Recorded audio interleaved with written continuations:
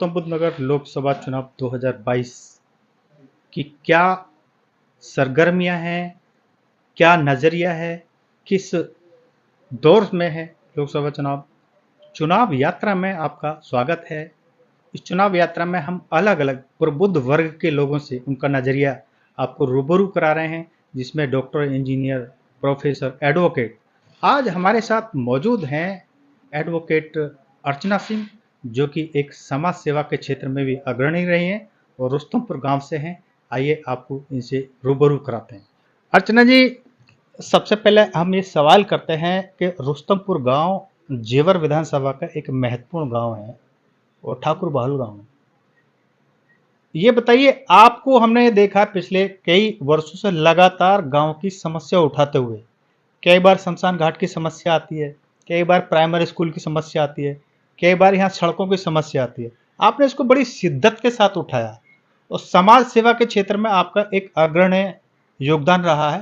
तो इसी के नाते हमने आपको प्रबुद्ध वर्ग से विशेष चर्चा में शामिल किया है। अब ये बताइए, गौतम बुद्ध नगर लोकसभा का चुनाव है, आप किस नजरिए से देखते हैं? नमस्कार। मैं बताना चाहूँगी कि यहाँ पर मैं समाज सेवा कार्य करती हूँ, एक वकील भी हूँ और यहाँ के लोगों का भी नज़रिया देख रही हूँ कि जो आज से 10 साल बीजेपी है यहाँ पर सांसद महोदय हैं महेश शर्मा जी। तो उनके लिए लोगों का नज़रिया है कि 10 साल हो गए हैं, 10 साल से महेश शर्मा जी यहाँ नहीं आए हैं और ना ही जो उन्हें जैसे बेरोज़गारी हुई, बेरोजगारी के संबंध में लोगों का ये है कि गाँव घर-घर में बेरोजगार बैठे हुए हैं, जिसकी वजह से लोगों के घर में सुविधाएँ मौजूद नहीं है, जो होनी चाहिए थी। और साथ ही साथ लोगों का मैंने जैसे कि आपने बताया ये शमशान घाट का मैंने काम करवाया ही है। तो शमशान घाट की स्थिति इतनी खराब थी, गाँव के लोग, अच्छे-अच्छे परिवार के लोग वहाँ पहुँचते हैं और वहाँ पर बैठने की व्यवस्था नहीं। वहाँ इतना जंगल जैसा लगता था कि कोई जाना भी पसंद नहीं करता था और वो एक अंतिम जगह है एक इंसान की जहाँ उनका अंतिम संस्कार होता है और वहाँ पर इस तरीके की स्थिति जो कि सभी लोग वहाँ अच्छी जगह कोई पहुँचे ना पहुँचे, खुशी में शामिल हो या ना हो, लेकिन दुख में सभी लोग शामिल होना पसंद करते हैं। काफ़ी जनसंख्या लोग वहाँ पहुँचती है, काफ़ी भीड़ पहुँचती है और वहाँ जब बैठने की भी स्थिति ना हो तो लोग क्या करें। तो इसी वजह से मैंने शमशान घाट के लिए आगे बढ़ी और मेरी जगह शायद किसी और का हक बनता था जिसे काम करना चाहिए था। अगर वो सभी कर लेते तो शायद मुझे ज़रूरत नहीं पड़ती। जैसे कि आप कह रहे हैं कि मेरी जगह जिनको काम करना चाहिए था उनका हक बनता था। बिल्कुल एक सर। जनप्रतिनिधि जिसको जनता चुनती है, वो जनता के बीच नहीं आता है। वो जनता जो है उसको अपनी मांगों के लिए लगातार आवाज उठानी पड़ती है, पत्र व्यवहार अफसरों से करना पड़ता, तब जाके किसी समस्या का हल होता। तो ये क्या जनप्रतिनिधियों का नकारापन नहीं है? बिल्कुल, नकारात्मक स्तर तो है ही उनका, क्योंकि उन्हें आकर के वो या उनके जनप्रतिनिधि कोई भी आकर के उनसे पूछना चाहिए समाज के लोगों को कि उनकी क्या परेशानी है। जब लोग यहाँ पर जनप्रतिनिधि नहीं आएंगे तो उन्हें कैसे पता चलेगा कि भाई गांव की क्या समस्या है और क्या नहीं है। उनका अधिकार दायित्व बनता है कि वो यहाँ आए, आकर के कुछ लोगों से जानकारी ले, समय समय पर पता रखना चाहिए कि किस गांव में क्या समस्या हो सकती है, लेकिन कोई चीजें नहीं रही हैं। कोर्ट को भी आपने देखना है, समाज के कार्य को भी देखना पड़ता है, घर पे भी देखना पड़ता है, तो किस तरह से मेंटेन कर पाते हैं वही इस समय सर होगा। थोड़ा मुश्किल तो है, लेकिन कोशिश करने से सारी चीजें होती हैं। मैं कोशिश करने में लगी होती हूँ। हाँ, शायद इसी वजह से थोड़ी सी मेरी आंखें भी थोड़ी सी ऐसी हो जाती हैं, क्योंकि बच्चे मेरे छोटे हैं और मुझे लॉयर हूँ तो मुझे कोर्ट में भी अपना काम देखना होता है और सबसे ज़्यादा मैं समाज सेवा को थोड़ा टाइम ज़्यादा देना पसंद करती हूँ, क्योंकि यहाँ पर बहुत सारी समस्याएं चल रही हैं। समस्याओं को देखते हुए मुझे लगता है कि कोई आगे बढ़ रहे तो बढ़े ना बढ़े, लेकिन मुझे आगे बढ़ना है, लोगों के हित में काम करना है और इसी वजह से मैं आगे बढ़ती हूँ और साथ में गांव के सभी लोग मेरा साथ देते हैं, मेरे साथ हर कदम पे कदम बढ़ाकर चलते हैं। अच्छा इलियास जी, जैसे हमने गांव में प्रवेश किया, देखा चारों तरफ सड़कें साफ सुथरी थी, अधिकतर गांव में नालियां साफ नहीं मिलती हैं, वो देखने को मिली, तो इस विषय में किसका सहयोग वहाँ? सर, बार बार मैं पत्र व्यवहार करती रहती हूँ, लोगों से वार्तालाप करती हूँ। सारे अधिकारी हैं, चाहे डीएम साहब हुए या येडा के सीओ साहब हुए, ओएसडी साहब हुए या फिर डीजीएम हुए, सभी अधिकारियों से मेरे लगातार वार्तालाप करती रहती हूँ और अपनी गांव की समस्याओं को उनके सामने रखती हूँ और उनसे जल्द ही काम पर करने के लिए उन्हें उम, आगे वो करती अच्छा, एक राजनीतिक सवाल पर अब आते हैं। हूँ। चुनाव है, गौतम बुद्ध नगर में अलग अलग प्रत्याशी हैं।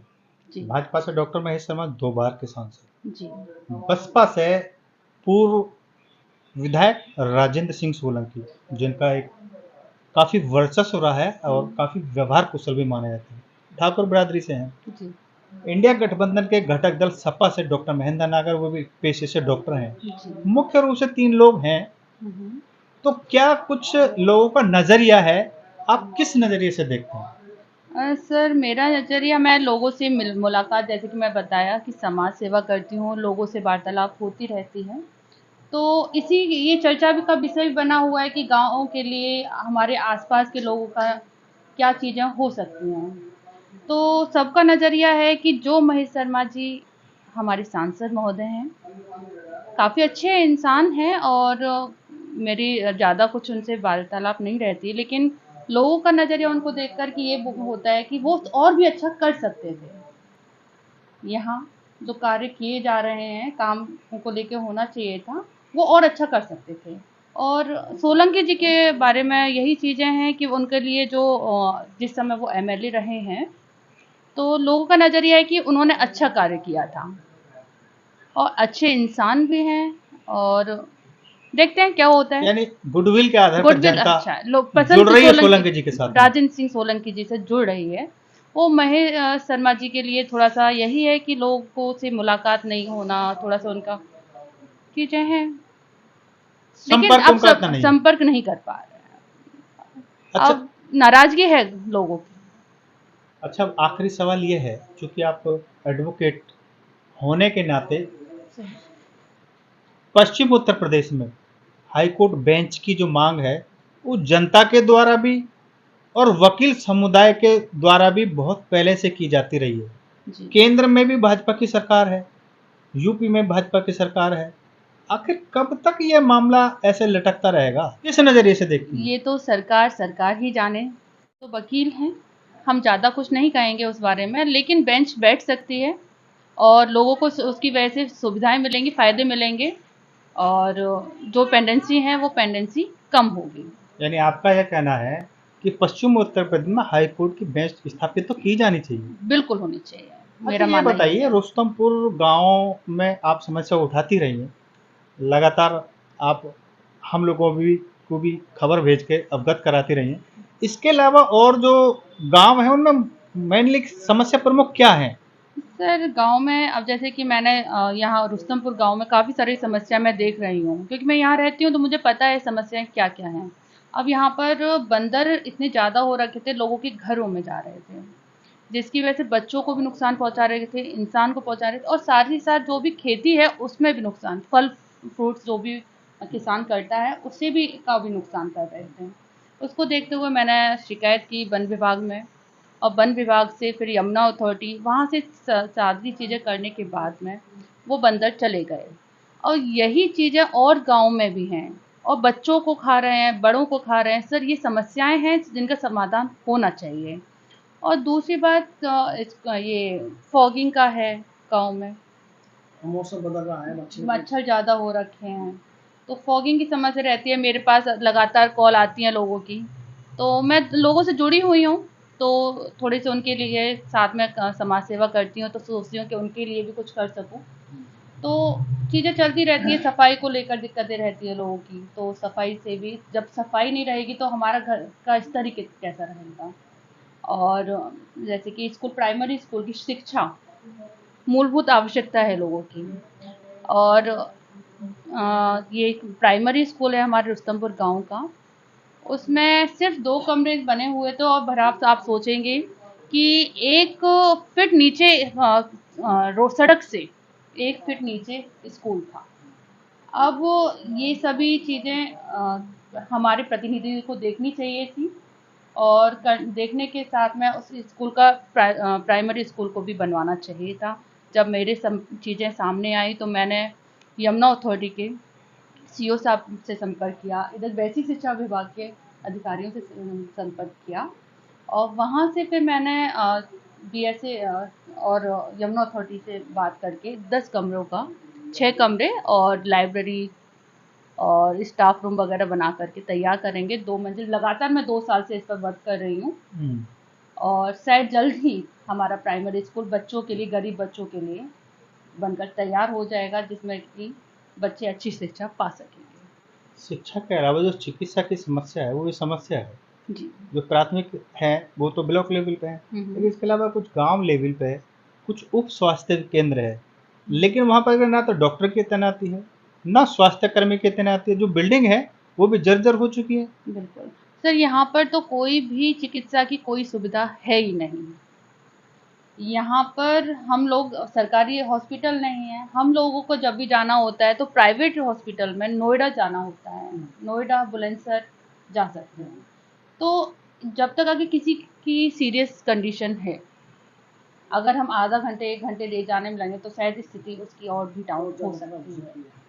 तो मेरा मानना ये है कि हॉस्पिटल, सरकारी हॉस्पिटल यहाँ आसपास होना चाहिए, जिससे कि लोगों की जान बच सके। वेज की समस्या यहाँ पे, पब्लिक पब्लिक ट्रांसपोर्ट की ट्रांसपोर्ट की समस्या बहुत ज़्यादा है।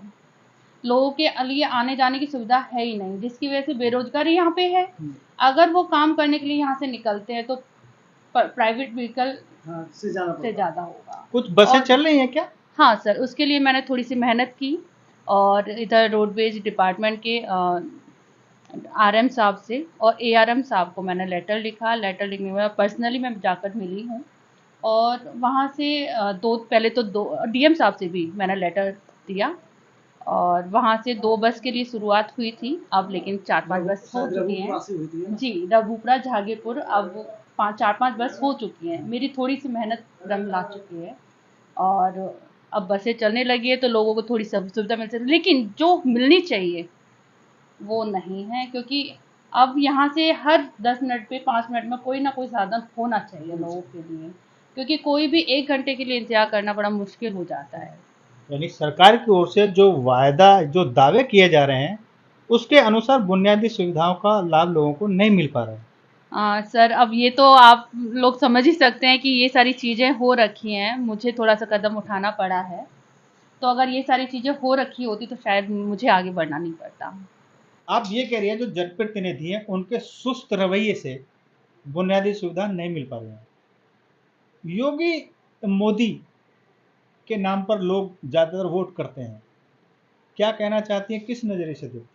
नहीं, ये कहना भी बहुत सही है, क्योंकि योगी मोदी जी के कार्य को देखकर लोग बहुत खुश हैं, लेकिन जो जनप्रतिनिधि हैं उनसे थोड़ी नाराज़गी है लोगों की। मोदी योगी जी की ने जो योजनाएं चला रखी हैं वो बहुत अच्छी योजना है, जिनका अगर लाभ मिले लोगों को तो बहुत खुश हों, और जो योजनाओं का लाभ नहीं मिल पा रहा है वो जनप्रतिनिधि और सरकार इनकी जिम्मेदारी रखते हैं, उन्हें ये कार्य करने चाहिए थे। जो योजना है, मैं जैसे देखती हूँ कि पीएमईएस की योजना है, जिसको जो स्टार्टअप करना चाहते हैं बिजनेस, वो उसके लिए योजना चल रही है, लेकिन कोई भी बैंक उस योजना का फ़ायदा लोगों को नहीं दे रही है। उनके लिए कभी आईटीआर चाहिए, कभी ये डॉक्यूमेंट चाहिए, वो चाहिए, और वो नहीं दे पा रहे हैं। और साथ ही साथ लोगों का पेंशन का है, पेंशन लोगों की रुकी हुई है। लोगों को जो विधवा हैं, विधवाओं का, और सीनियर सिटीजन हैं, वो लोग यही है कि भाई 1000-2000 रुपये आएंगे तो उनकी लाइफ में थोड़ा सा जो दिक्कत है वो थोड़ी सी ठीक हो जाएगी।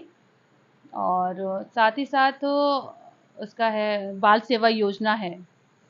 अगर प्रतिनिधि, सरकार के प्रतिनिधि और सांसद प्रतिनिधि कार्य करें तो बाल सेवा योजना है लोगों, महिलाओं के बच्चों के लिए, अगर उस पर कार्य किया जाए तो काफ़ी सुविधाएं मिल रही हैं लोगों का। मोदी योगी जी की तरफ बहुत अच्छा यानी आपका ये कहना रवैया है है। सरकार की ओर से और जो योजना चला रही है वो बहुत जनता के प्रति विकास के लिए, उनके उत्थान के लिए ठीक है, लेकिन उनका जो इम्प्लीमेंट है, जो उनका जो अनुपालन है, वो सही तरीके से नहीं हो पा रहा है। बिल्कुल इसके लिए जनप्रतिनिधि और अधिकारी ही अधिकारी जिम्मेदार जिम्मेदार हैं। यदि अपनी कार्यशैली में सुधार कर लें तो उसका जो लाभ है जरूरतमंदों तक पहुंच पहुंच सकता है। सकता है, बिल्कुल सही। विशेष चर्चा में समाज सेविका एडवोकेट अर्चना, इनका ये साफ कहना है कि जो बुनियादी सुविधा है, चाहे वो सफाई की समस्या हो, चाहे वो शिक्षा की समस्या हो, चाहे वो चिकित्सा की समस्या हो, या फॉगिंग की समस्या हो, या पेंशन, और जो तमाम सरकारी जो सुविधा है उनका जो लाभ है, जितना सरकार की ओर से दावा किया जा रहा है वो जमीनी हकीकत नहीं है, धरातल पर उसका लाभ दिखाई नहीं दे रहा। यही कारण है कि गांव के लोगों को स्वयं पत्र व्यवहार करके अधिकारियों से मांग करनी पड़ती है, तब जाकर कार्य किया जाता है। इन तमाम चीज़ों के लिए जो जनप्रतिनिधि वो सीधे सीधे जिम्मेवार हैं, और इसका जो है एक तरह से प्रभाव इस लोकसभा चुनाव में भी बिल्कुल दिखाई देगा। इनका ये साफ कहना है कि जो भाजपा प्रत्याशी डॉक्टर महेश शर्मा हैं वो कभी भी गांव में आकर क्षेत्र के गांव में नहीं देखते हैं। दूसरी ओर जो बसपा के प्रत्याशी राजेंद्र सिंह सोलंकी, वो पुराने चेहरे हैं। अब ये तो चुनाव के समय ही पता चलेगा कि किसका पलड़ा भारी रहता है। फिलहाल इतना ही। आप बने रहिए विजन लैब न्यूज के साथ।